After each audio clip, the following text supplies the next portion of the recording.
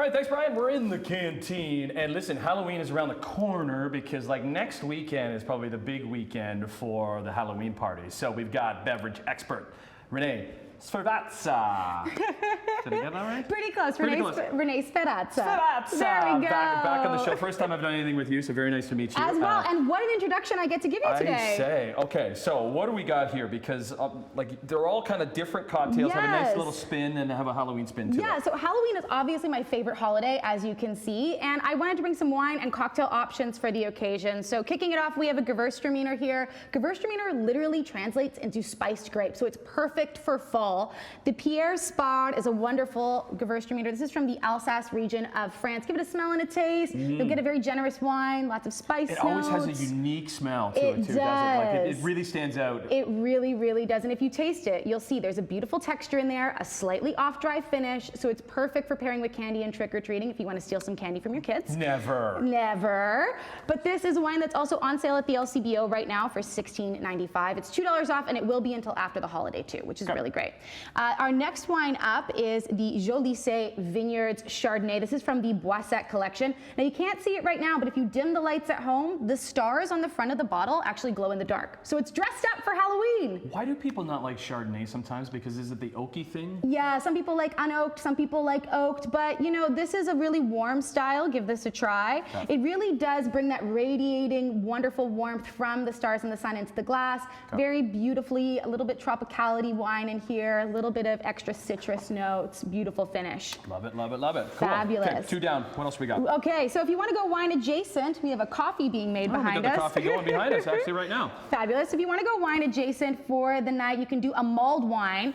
I know, right? Mulled wine is great. Mulled wine is made by just taking red or white wine, warming it up, adding a little bit of sugar and some spices. And the Equus series from Magnata are perfect for mulling. I have the Gewürztraminer and Riesling blend as well as the Merlot. These are homegrown and free-spirited wines, and they're great all on their own, but they are also perfect in mulled style. So I'm going to give you the white first, actually. Okay. So give a smell to the classic. Okay. You can see it's very tropical, little bit of that lychee coming in from the Gewürztraminer and that beautiful florality from the Riesling.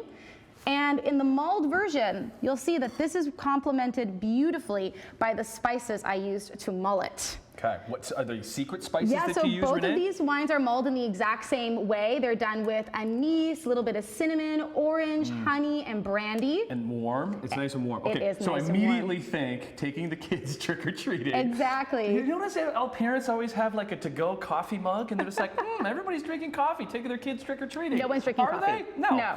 And for the red from the Equus, this is the Merlot. 100% Merlot, really beautiful black spices in there and black fruit notes. Nice. And in the mulled wine, you can see that those spice notes are even heightened.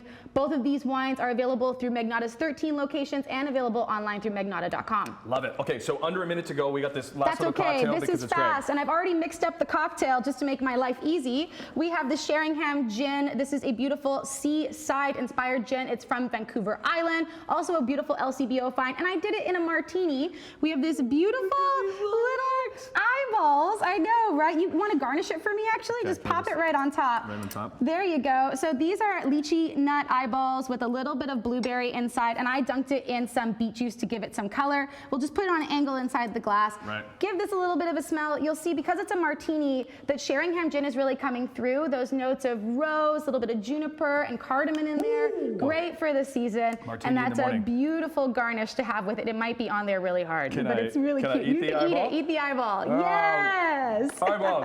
Renée, great to see you. Great to see you too. Happy Halloween. Cheers. More morning live after this on your Wednesday.